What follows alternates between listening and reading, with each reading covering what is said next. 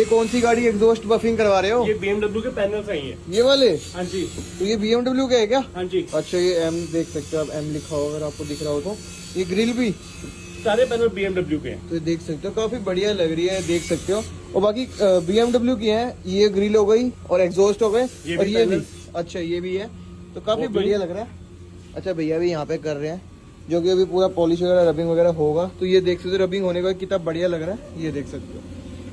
तो ये वाला कीर्ति नगर वाला अपना एड्रेस कहाँ पड़ता है जी? 71/7। हाँ जी। B7 Rama road opposite Kirti Nagar metro station. और बाकी ऐसे जो हमारे अदर आउटलेट्स हैं वो भी हो जाएंगे। हाँ, उसमें भी हाँ जी लुधियाना हो जाएंगे। और ये देखो, हमने दिखाई भी थी एक वीडियो में, ये आमरस की कटोरी है। कटोरी है विद ग्लास स्टैंड। हाँ जी। इसको भी हमने कार्बन डिपिंग करा है सबको। कार्बन डिपिंग अभी पॉलिश इस पे रबिंग होना अभी बाकी। होनी, अभी क्लियर भी होना है। ठीक है, ठीक है। ये भी है।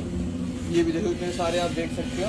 बाकी कोई भी काम होगा स्क्रीन पे मैं नंबर दे देता हूँ, कॉन्टेक्ट करके आप आ सकते हैं।